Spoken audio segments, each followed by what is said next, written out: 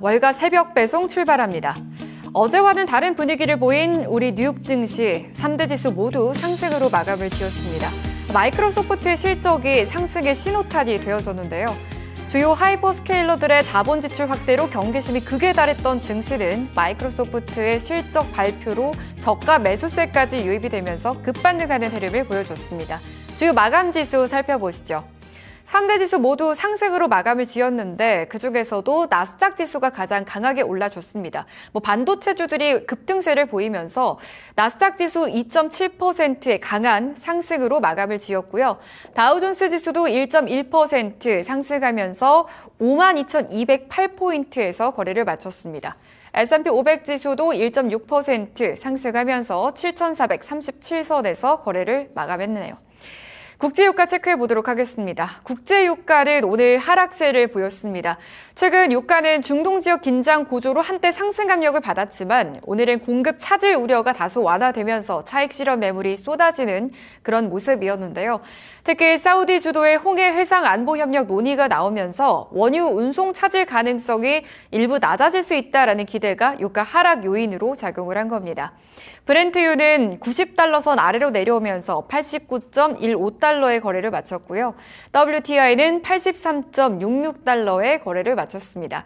다만 유가가 완전히 안정 국면에 들어섰다라고는 보기 어려운 만큼 앞으로의 흐름도 같이 체크를 해보셔야 될 것 같고요. 미 국채도 한번 체크해 보겠습니다. 오늘 미 국채 시장의 핵심 메시지는 PCE가 금리 부담을 크게 키우지는 않았지만 연준의 정책 전환을 확신하기에는 아직 이르다라는 점입니다. 미 국채 시장은 오늘 6월 PCE 물가 지표를 소화하면서 비교적 안정적인 흐름을 보였는데요. 미 국채 10년물은 1% 가까이 오르면서 4.67% 부근에서 거래를 마쳤고요. 미 국채 2년은 0.18% 소폭 상승하면서 4.24%에서 거래를 마쳤습니다. 미 국채 3년물은 1.4%가량 상승하면서 5.21%에서 거래를 마쳤네요. 필라델피아 반도체 지수 살펴보시죠. 오늘 AI 반도체주들의 강한 반등이 나와줬죠. 대형주들이 급등하는 모습도 많이 연출이 됐는데요. 관련해서 필라델피아 반도체 지수 오늘은 8% 넘게 급등하면서 11,300선을 회복하는 흐름이 보였습니다. 또 EWY 역시 11% 넘는 급등세를 보였네요. 11.79% 급등으로 마무리를 지었습니다. 이어서 섹터별로 어떤 흐름을 보였는지 표로 확인해 보겠습니다. 오늘 전반적으로 상승세를 보인 가운데 오늘 상승 섹터와 하락 섹터 거의 반반인데요. 이 중에서 인포메이션 테크놀로지가 5.2%로 굉장히 강한 상승률을 보이면서 오늘 시장을 이끌었다라고 봐야 될 것 같고요. 또 인더스트리얼이 1% 상승, 그리고 파이낸셜 쪽도 나쁘지 않았습니다. 0.6% 가까이 올랐고요. 에너지는 0.5% 상승으로 마감을 지었습니다. 반대로 유틸리티 쪽은 0.5% 하락, 그리고 헬스케어 쪽이 오늘 좀 빠졌는데요. 1.6% 하락세를 보였고요. 또 커뮤니케이션 서비스, 아마도 메타의 영향이 있었을 겁니다. 2.5%의 낙폭을 기록을 했습니다. 다음으로는 히트맵 살펴보시죠. 오늘은 반도체주를 필두로 해서 시장 분위기 전반적으로 좋았습니다. 엔비디아 오늘 2.6%의 상승을 보였고요. SK하이닉스 ADR 두 자릿수 급등을 보였습니다. 17.5% 상승을 했고요. 마이크론 테크놀로지도 20% 가까이 급등하는 흐름, 그리고 AMD도 13% 급등, 인텔도 두 자릿수 급등을 보였습니다. 이렇게 반도체 대형주들이 급등세를 보여주면서 전반적으로 시장을 이끌었다라고 볼 수 있겠고요. 그 중에서 유일하게 못 오른 게 바로 퀄컴인데 관련해서 이슈가 있었습니다. 그건 뒤에서 자세하게 다뤄보도록 하겠고요. 마이크로소프트는 호실적과 함께 어제에 이어서 급등세를 이어갔습니다. 15.5% 상승세를 보였고요. 그와 함께 장비주 쪽에서도 ASML이라든지 램 리서치 모두 강한 상승세를 보였습니다. 램 리서치도 18% 가까운 급등세에 연출되는 흐름이었습니다. 애플은 실적 발표를 앞두고 약세를 보였는데요. 실적 발표 이후 아이폰 판매 호조의 시간의 거래에서는 강세를 보이고 있습니다. 정규적에서는 1.4%로 마무리를 지었네요. 오늘 파이낸셜 쪽도 견조한 흐름을 보여줬습니다. JP모건이 1.8% 상승, 그리고 뱅크 오브 아메리카가 1.1%의 상승을 보였고요. 그 외로 HSBC라든지 시티그룹 모두 4% 넘는 강세를 보여줬습니다. 아마존도 실적 발표를 앞두고 강세를 보였는데요. 실적 역시 잘 나왔는데 2분기 매출이 지난해 같은 기간 대비 20%가량 늘어난 약 2,006억 달러로 집계됐다고 밝혔습니다. 시장 예상치를 상회한 결과고요. 이 소식에 시간의 거래에서도 급등세 이어가고 있습니다. 정규작에서는 4% 강세로 마무리를 지었네요. 테슬라 오늘 3% 넘는 반등이 나와준 가운데 헬스케어 쪽에서는 또 전반적으로 빨간불이 짙습니다. 일라이릴리가 4% 넘게 빠졌고요. 존슨앤존슨도 3.6% 약세를 보였습니다. 앞서 마이크로소프트와 반대로 메타는 아쉬운 잉여 현금 흐름을 보이면서 급락세를 보였는데요. 정규작에서 8% 가까이 빠지는 흐름이 보였고요. 요 며칠 동안 이제 소비재 쪽으로 자금이 좀 유입되는 흐름이었는데 오늘은 또 소비주 쪽에서 차익 실현 매물이 나오는 흐름입니다. 코카콜라 같은 경우에는 0.6% 빠졌고요. 코스트코와 월마트 각각 2%대 약세를 보였습니다. 네, 오늘 미국 시장에서 가장 먼저 주목할 변수는 연준이 가장 중요하게 보는 물가지표인 이 PCE였습니다. 6월 개인 소비지출 물가지수는 전년 대비 3.7% 상승을 했고요. 변동성이 큰 식품과 에너지를 제외한 근원 PCE는 전년 대비해서 3.3%를 기록을 했습니다. 시장 예상에 대체로 부합하면서 물가가 다시 급격하게 반등하고 있다라는 우려는 다소 완화된 상태인데요. 다만 아직 연준의 목표 수준인 2%와는 거리가 있습니다. 물가가 이전보다 안정되는 모습은 보이고 있지만 서비스 물가와 일부 비용 압력은 여전히 남아있어서 연준 입장에서는 금리 인하를 서두르기도 긴축을 강화하기도 어려운 상황인데요. 이번 PCE 결과가 시장에 주는 메시지는 명확합니다. 물가가 다시 악화될 가능성은 낮아지고 있지만 완전히 잡혔다고 보기에는 아직 이르다라는 평가인데요. 결국 앞으로 시장의 관심은 물가 자체보다 고용과 경기 흐름으로 이동할 가능성이 커졌습니다. 이처럼 금리 부담이 완화될 수 있는 환경에서는 성장주와 AI 관련 기업에 대한 투자 심리가 다시 살아날 수 있는데요. 오늘 시장에서도 마이크로소프트와 메타의 실적을 시작으로 해서 AI 투자 효과를 확인하려는 움직임이 이어졌고요. 이후에는 AI 생태계 전반으로 관심이 확대되는 모습이 나타났습니다. 관련 내용 계속해서 살펴보시죠. 미국 증시는 마이크로소프트와 메타의 실적 발표 이후 두 기업의 주가가 극명하게 엇갈리는 모습을 보였습니다. 두 회사 모두 AI에 막대한 투자를 이어가고 있지만 시장은 투자 규모보다 투자의 성과가 얼마나 가시화되고 있는가 이것에 더 주목을 했는데요. 먼저 마이크로소프트는 AI 투자의 성과를 숫자로 보여줬습니다. 클라우드 사업인 애저가 시장 기대를 뛰어넘는 성장세를 기록을 했고요. AI 서비스도 본격적으로 실적에 기여하기 시작했다라는 점이 확인이 된 겁니다. 투자자들은 AI에 투자한 만큼 돈도 벌고 있다고 판단을 했고 주가는 큰 폭으로 상승을 했습니다. 반면 메타는 분위기가 달랐는데요. 실적 자체는 나쁘지 않았지만 AI 데이터 센터 구축과 반도체 확보 등에 들어가는 막대한 투자 비용이 다시 한번 부각이 된 건데요.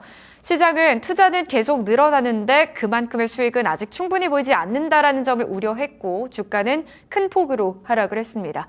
표로 자세하게 확인을 해볼까요? 잉여 현금 흐름에서 차이가 있었습니다. 잉여 현금 흐름, 즉 FCF란 영업으로 번 현금에서 설비 투자 등을 빼고 실제로 손에 남긴 돈을 뜻하는데요. 메타의 2분기 FCF는 7억 8,400만 달러로 지난해 같은 기간보다 91%가량 급감해 2022년 3분기 이후 최저로 주저앉았습니다. 반면 마이크로소프트 살펴볼까요? 마이크로소프트의 FCF는 196억 4천만 달러로 전년 동기 대비 감소폭이 비교적 완만했습니다. 그런데 이런 상황에서도 천문학적인 AI 투자는 멈추지 않고 있는데요. 메타는 올해 자본 지출 전망치를 최소 1,300억 달러로 높였고 마이크로소프트도 1,750억 달러 규모의 투자를 이어가겠다고 밝혔습니다. 이 투자 규모가 불어날수록 시장의 관심도 투자 규모에서 투자를 감당할 만큼의 현금 창출력으로 옮겨가고 있는데요. 이렇게 두 기업의 힘이가 극명하게 갈린 시장 속 반도체주들의 힘은 마이크로소프트를 필두로 강하게 탄력받는 하루였습니다. 최근 AI 투자 사이클이 AI 생태계 전반으로 확산되고 있는 흐름이죠. 초기에는 AI 모델을 개발하는 빅테크 기업과 AI 반도체 업체가 주목을 받았다면 이제는 AI 서비스를 구현하기 위한 데이터 센터, 전력 인프라, 그리고 반도체 생산 장비 기업까지 수혜 범위가 넓어지는 모습입니다. 이 고성능 AI 반도체를 생산하기 위해서는 더 미세한 공정, 더 높은 정밀도의 제조 기술이 필요하고 이를 가능하게 하는 것이 바로 이 반도체 장비주인데요. 오늘 시장에서는 램 리서치를 필두로 해서 반도체 장비주에 대한 수요가 집중되는 흐름이었습니다. 램 리서치의 경우 시장 기대를 웃도는 실적을 발표하면서 AI 반도체 투자 사이클에 대한 기대감을 키운 건데요. 램 리서치는 최근 분기 매출 67억 달러, 조정 주당 순이익은 1.82달러를 기록하면서 시장 예상치를 상회하는 흐름을 보였습니다. 전년 대비 매출은 약 30% 증가를 했고요. 다음 분기 가이던스 역시 시장 전망을 웃돌면서 AI 관련 반도체 투자 확대 흐름이 이어지고 있다는 점을 보여줬습니다. 이 소식에 전일 하락했던 주가, 시간의 거래 그리고 오늘 정규장에서 급등하는 모습을 보여줬고요. 램 리서치를 포함해서 다른 장비주들까지 함께 탄력받는 모습이었습니다. 또 이 장비주 외로도 AI 수혜 확장 섹터로는 AI 산업을 뒷받침하는 인프라 기업들이 주목을 받았습니다. AI 서비스가 고도화될수록 더 많은 연산 능력이 필요하고 이를 처리하는 데이터 센터는 막대한 전력을 소비하죠. 특히 생성형 AI와 대규모 언어 모델을 운영하기 위해서는 기존 데이터 센터보다 훨씬 많은 전력과 냉각 설비가 필요합니다. 이 때문에 시장에서는 앞으로 AI 산업의 핵심 병목 중 하나가 반도체 공급뿐 아니라 이 전력 확보가 될 수 있다라는 전망이 나오는 건데요. 특히 미국은 노후화된 전력망을 개선해야 하는 과제를 안고 있고 데이터 센터 확대와 함께 전력 인프라 투자 필요성이 더욱 커지고 있습니다. 여기에 빅테크 기업들이 AI 경쟁에서 우위를 확보하기 위해서 데이터 센터 투자를 계속 확대하면서 관련 설비 기업들의 성장 기대도 높아지고 있는데요. 대표적인 관련 기업으로는 퀀타 서비스, 그리고 데이터 센터 전력 관리와 냉각 솔루션을 제공하는 버티브, 그리고 전력 관리 시스템 분야의 강자인 이튼 등이 꼽히고 있습니다.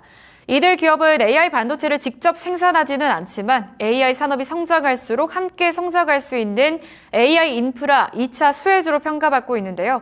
오늘 장에서도 이쪽 섹터로 자금이 몰리면서 섹터 전반의 상승세를 보여줬습니다. 반도체주들의 전반적인 상승 흐름 속에서 그 흐름을 따라가지 못한 종목이 있었는데요. 바로 퀄컴입니다. 퀄컴은 이번 실적에서 매출은 시장 예상치를 웃돌았지만 투자자들의 반응은 차가웠습니다. 이유는 앞으로의 전망이 기대에 미치지 못했기 때문인데요. 가장 큰 부담은 스마트폰 시장입니다. 특히 애플에 공급하는 모뎀 매출이 예상보다 빠르게 줄어들 것으로 전망이 됐고요.